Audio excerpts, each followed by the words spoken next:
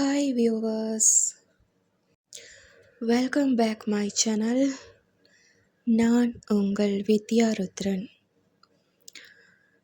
போன பதிவில் உறவென்னும் மையலில் உயிரின் ஒளிப்பாதை அப்படின்ட்டு இறைவனோட என்ன விதமான உறவு மேற்கொள்ளலாம், எப்படி மேற்கொள்ளலாம் என்ற விஷயங்கள் பற்றி நான் உங்கள்கிட்ட கதைச்சேன்.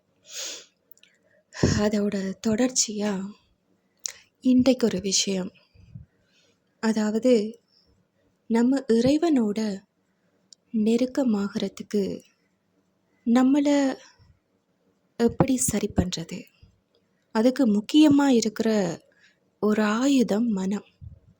அது சம்மந்தப்பட்ட விஷயந்தான் இன்றைய வீடியோவில் நான் கதைக்க போகிறேன். அதாவது மனிதனோட மனம் என்ன வகையில் செயல்படும் என்று உங்களுக்கு நல்லாவே தெரியும். ஒவ்வொரு நேரம் ஒவ்வொரு விஷயத்தை பற்றி யோசிக்கும். ஏதாவது ஒரு விஷயத்தை சந்தோஷமாக யோசிக்கும், இல்லை துக்கமாக யோசிக்கும், இல்லை ஏதாவது பல எண்ணங்கள், ஒரு நினைவுகள் என்று இல்லை. மனம் எல்லாத்தையுமே சுற்றி வளைச்சி யோசிச்சு கொண்டே இருக்கும். எந்த எண்ணத்தை எடுத்துக்கொள்வது, எந்த எண்ணத்தை விடுறது, இதில் எப்பயுமே ஒரு குழப்பம். அதால தான் மனிதன் மனம் ஒரு குரங்குன்னு சொல்லுவாங்க. நான் அப்படி பாவிக்கிறேன்னுண்டா அதுதான் உண்மை. ஏனடா இது எல்லாருமே சொல்கிற வார்த்தை தான். ஏனடா எந்த பக்கம் தாவறதுன்றே தெரியாமல் மாறி மாறி ஒவ்வொரு விஷயத்துலையும் மனம் தாவிக்கொண்டு தான் இருக்கும். நான் அந்த விஷயத்தை கூட நல்லதாக பயன்படுத்தலாம்னு யோசிக்கிறேன். அதாவது மனிதனோட மனம் ஒரு குரங்கு என்ற விஷயத்தை கூட நம்ம நல்ல விதமாக பாவிப்போமே. அதாவது குரங்கு மாதிரி தாவுனா என்ன, அந்த தாவுறதை கூட இறைவன் வசமாக தாவுவோம் அப்படின்ற ஒரு விஷயத்தை தான் இன்றைக்கி நான் குறிப்பிட்றேன். அதாவது இறைவன் வசம் நம்மட மனதை முழுமையாக தாவ விடுறது. இப்போ விஷயங்கள், உலகத்தோட விஷயங்கள், அதாவது உலகம் சம்மந்தப்பட்ட விஷயங்களில் மாறி மாறி பொருட்களோ நபர்களோ இல்லை வேறென்னும் விஷயங்கள் பற்றியோ உலகத்தில் மாறிக்கொண்டிருக்கிற மனம், அந்த மனதை இறைவன் வசமாக்குறது. இறைவன் வசமாக்கினாலும் சில விஷயங்கள் அதை தாண்டியும் பொருட்கள் மேலே மனிதர்கள் மேலே தாவிக்கொண்டு தான் இருக்கும். இருந்தாலும் நம்மட மனதை இறைவன் வசமாகவே மாற்றி அவர் கையிலேயே அதை கொடுக்கணும். அதுக்குத்தான் இந்த தலைப்பு. நான் இந்த வீடியோவோட தலைப்பை பற்றி சொல்லணும்டா, மனக்குதிரையின் கடிவாளத்தை இறைவனின் கையில் கொடு அப்படின்னு சொல்லியிருக்கேன். அதாவது அது ஒரு குதிரை மாதிரி ஒரு இடத்துலையே நிற்காது இல்லையா, ஒவ்வொரு இடமா போய்கொண்டு தான் இருக்கும். அப்படியே அதை கட்டவிழ்த்து விட்டால் ஓடி திரிஞ்சு கொண்டே இருக்கிற மாதிரி மனம். நம்மளும் ஒரு விஷயத்துலேயே நிற்க மாட்டோம், எல்லா விஷயத்துலேயுமே ஓடி திரிஞ்சு கொண்டிருப்போம். ஆனால் அந்த கடிவாளம் இறைவன் கையில் இருக்கும்போது அதை சரி பண்ணுவேர்.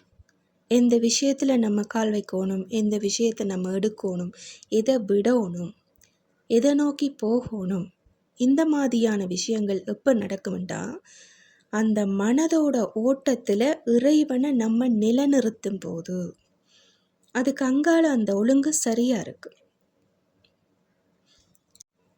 ஸோ இறைவன் என்ற விஷயம் அங்கே வரும்போது நம்ம ஓடிக்கொண்டே இருக்கிறோம். எந்த பாதைன்னு தெரியாது, எந்த பிரச்சனைன்னு தெரியாது, என்ன லைஃப்ன்னு தெரியாமல் இருக்கும், என்ன பாதையில் போய் எதை சரி பண்ணுறேன்னு தெரியாமல் இருக்கும். குழப்ப சிந்தனைகள் வாழ்க்கையில் எல்லா விதத்துலேயுமே வாழ்க்கை ஒரு குழப்பத்துக்குள்ளேயே போகும். ஏனண்டா நம்மளை ஒருங்கிணைக்கிறதுக்கு சரியான ஒரு ஆள் அங்கே இல்லை. மனிதர்களால் யாரையும், எந்த மனிதரையும் சரியான முறையில் ஒருங்கிணைக்க முடியாது. இறைவனால் மட்டும்தான் நம்மளோட பாதையோட அந்த சரியான ஒரு நிர்வாகத்தை அவரால் மட்டும்தான் மேற்கொள்ள முடியும். இறைவன் மனித ரூபத்தில் எதுவுமே செய்யலையா அப்படின்னு நீங்கள் யோசிக்கலாம். இறைவன் மனித ரூபமாக வாரத்துக்கு நம்ம இறைவனிட்ட நம்மளோட மனதை முழுமையாக கொடுக்கும். அப்படி கொடுக்கும்போது தான் அவர் ஏதோ ஒரு ரூபத்தில் அதை சரி பண்ணுவீர். கூடுதலாக பார்த்துருப்பீங்க, ஒரு சில பேருக்கு என்ன பிரச்சனைன்னே தெரியாமல் இருக்கும், லைஃப்பில் எப்படி போகிறேன்னு தெரியாமல் இருக்கும். யார் மூலமோ எங்கே இருந்தோ ஏதோ ஒரு உதவி, இல்லை ஏதோ ஒரு விஷயம், அதில் யார் மூலமாக ஏதோ ஒரு விஷயம் சொல்லி அந்த லைஃபோட பாதியே டோட்டலாக நல்ல விதமாக மாறி இருக்கு. அங்கே அந்த இறைவன் நிற்பேர். ஆனால் அதுக்கு பின்னுக்கு அவரோட இறைவன் எவ்வளவு தூரம் நிற்கிறேன்ற கருத்து இருக்கு.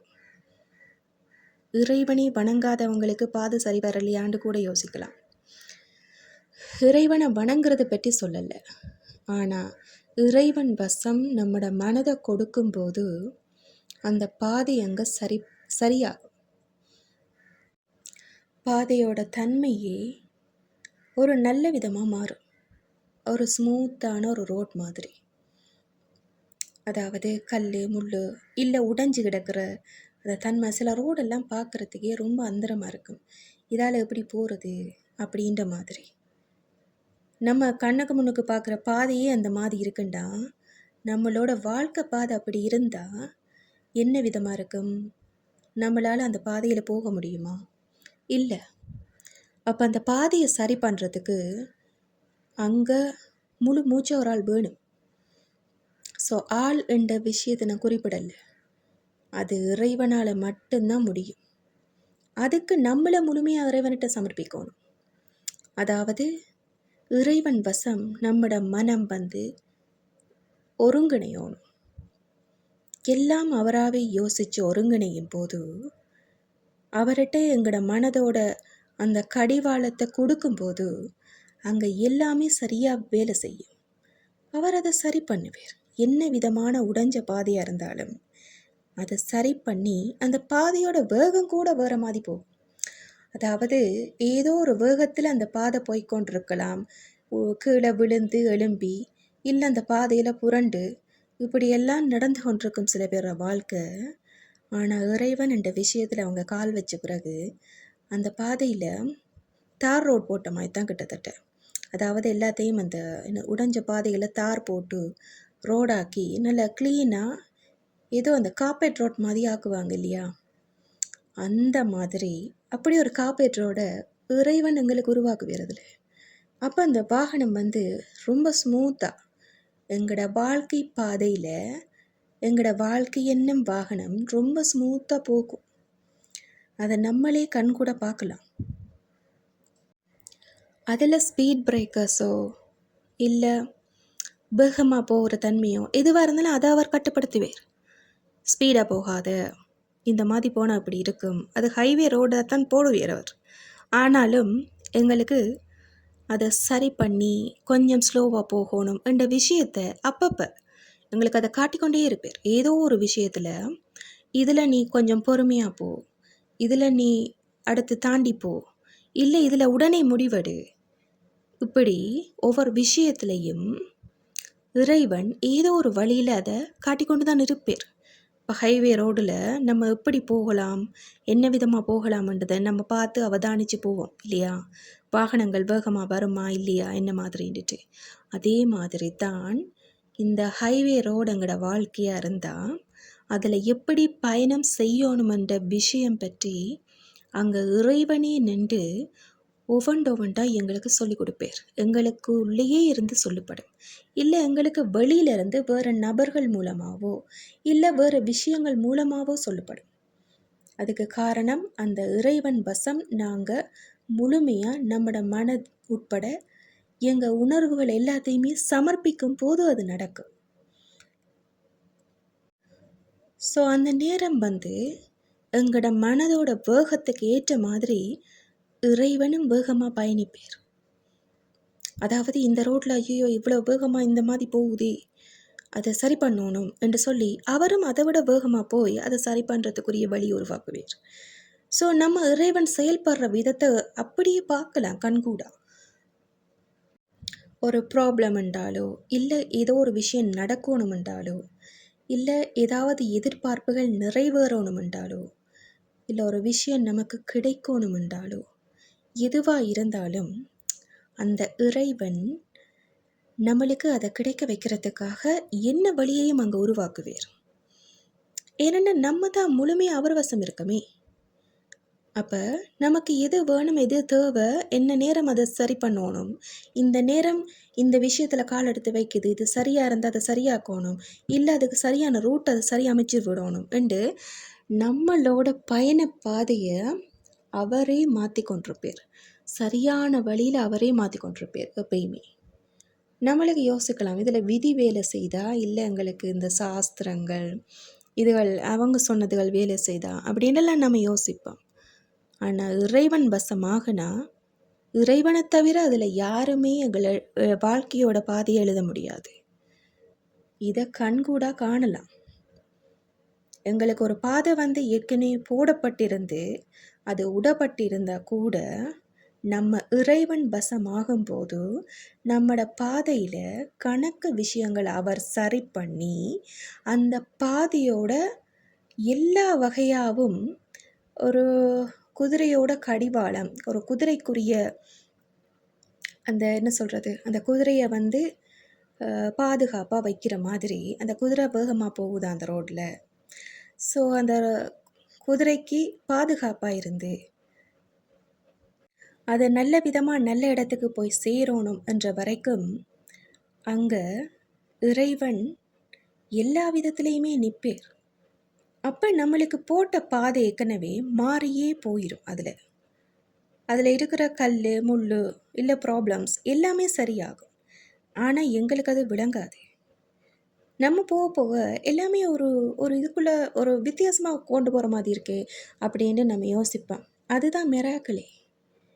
ஏனெண்டா இறைவன் வசமாகி எங்களோட மனம் முழுமையாக ஒருங்கிணைஞ்சு அவர் வசமாகிட்டுண்டாலே அங்கே முழுக்க மிராக்கிள்ஸ் தான். அந்த மிராக்கிள் ஒன்று தான் இந்த மனம் அவர் வழிபடுறதால நமக்கு ஏற்படுற மாற்றங்கள். வாழ்க்கையில் பல மாற்றங்களை பார்க்கலாம், 1-2 மாற்றம் இல்லை. நம்மளோட வாழ்க்கை பாதையில் ஒவ்வொரு சின்ன சின்ன விஷயத்தையும் சரி பண்ணுவார்.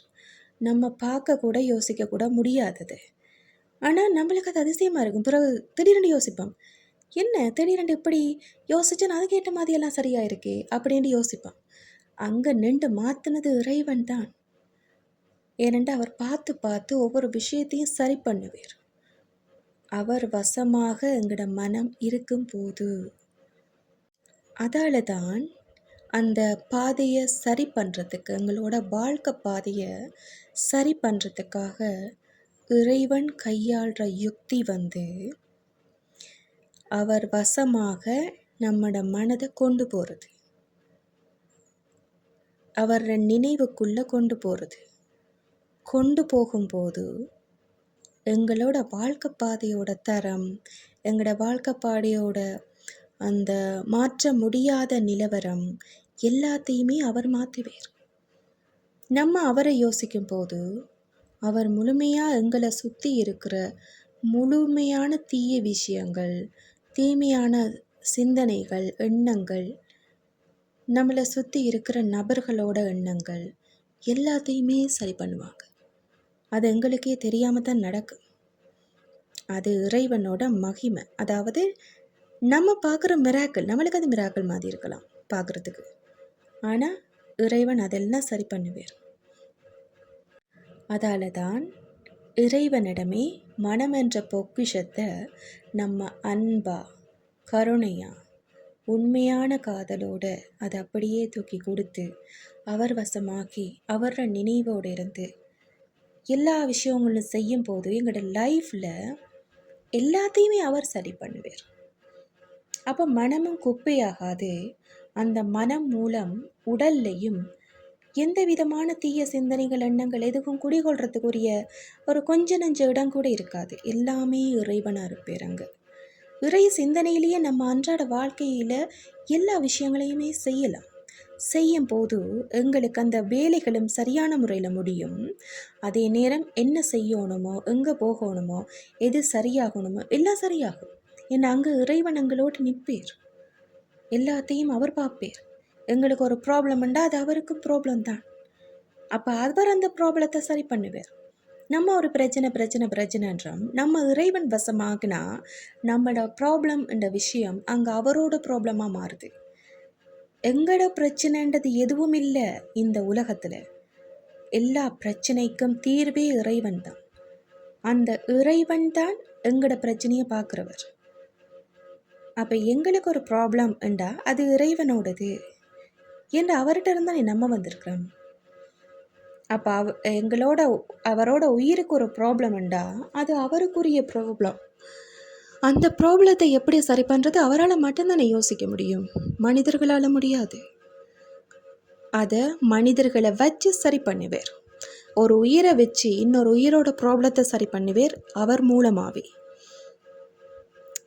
அது நமக்கு கண்கூட பார்க்க முடியாது. ஆனால் நம்மளுக்கு ஒரு விஷயம் சரியாயிரும். இப்போ இன்னொரு ஆள் மூலமாக அது சரியாகணும்ன்றது சரியாயிரும். அந்த இன்னொரு ஆள் இறைவன் அனுப்பின ஆளாக தான் இருக்கு. இல்லை இறைவனி அந்த ஆளுக்கு நீ இதை செய்து முடி, அவனுக்காக நீ இதை அவளுக்காக செய்து முடி, இந்த விஷயம் அவளுக்கு நீ செய்கிறது நல்லது என்று சொல்லி இன்னொரு ஆளை கருவியாக பாவிச்சு அந்த விஷயத்தை நமக்கு செய்து முடிச்சிருவார். இது எல்லாரோட வாழ்க்கையிலையும் நடக்கும். ஸ்பிரிச்சுவல் இருக்கிறாங்க, அதாவது இறைவனோட நெருக்கமான உண்மையான தூய்மையான அன்பில் இருக்கிறவர்களுக்கு இந்த விஷயம் டெய்லி நடக்கும். அது அவங்க மிராக்கிள்ன்றது இல்லை, டெய்லி நடக்கிற விஷயமா தான் ஒரு சாதாரண நார்மலான விஷயமாகவே இருக்கும் அவங்களுக்கு வாழ்க்கையில். இது இறைவனோட பயணிக்கும் போது எங்களுக்கு நடக்கிற விஷயமா இருக்கும். ஸோ இறைவனிட்ட நம்மளோட மனதை சமர்ப்பித்தா நம்மளோட வாழ்க்கை ரொம்ப பிரகாசமாக இருக்கும். அதால் நம்மளோட மனதை பாதுகாப்பு பெட்டகத்தில் பத்திரப்படுத்தி இறைவனிட்டையே அதை நல்லபடியாக கொடுக்கணும். ஸோ அவர் அதை ரொம்ப பாதுகாப்பாக அவர் வசமாக்கி எங்களுக்குள்ள அதை சரி பண்ணுவார். அதால் எங்களுக்குள்ள பல பக்குவத்தன்மைகள் ஏற்படும். நம்ம எப்படி இருக்கணும், என்ன விதமாக இருக்கணும், மற்றவர்களோட எப்படி இருக்கணும், என்ன செய்யணும், என்ன செய்யக்கூடாது, எதை சிந்திக்கணும், எதை தேவையில்லாமல் சிந்திக்கக்கூடாது, வாழ்க்கையில் அடுத்த நிலைக்கு எப்படி போகணும், என்ன விதமான விஷயங்களை கை கொண்டால் நம்ம எல்லாம் சரி பண்ணலாம் என்று எல்லா விதமாகவும் நம்ம யோசிக்கிறதுக்கு ஒரு தகுதியை நமக்குள்ளேயே கொண்டு வரும் எப்போ தெரியுமெண்டா, மனம் முழுமையாக இறைவன் வசமாகி அது பக்குவப்படும் போது எங்களுக்கு எல்லா விஷயத்தையும் அவர் விளங்கப்படுத்துவார். இதுக்கு வயது இல்லைன்றது இல்லை. சின்ன வயசில் இருந்தா என்ன, இல்லை இடப்பருவத்தில் இருந்தா என்ன, இல்லை முதியவராக இருந்தா என்ன, எதுவாக இருந்தாலும் இறைவன் வசம் மனம் போகுனா அங்கே அவங்களுக்கு அறிவு, அதாவது ஞானம் என்ற விஷயம் சின்னலே ஒளிர்விட தொடங்கி பெரியார்களே கூட படி வைப்பாங்க. கணவர் இந்த சின்ன பிள்ளைகளெல்லாம் கணக்கு விஷயங்கள் சொல்லுவாங்க. நம்மளே யோசிக்கலாம், என்ன இந்த சின்ன வயசில் இவ்வளவு அறிவு, இவ்வளவு ஞானத்தில் கதைக்குதுகள் வந்துட்டு. அங்கே இறைவன் பக்குவப்படுத்திட்டு இருக்கிற அந்த குழந்தைய. அப்போ இறைவன் வசம் அந்த குழந்தையிட மனம் போயிருக்குது முழுமையாக.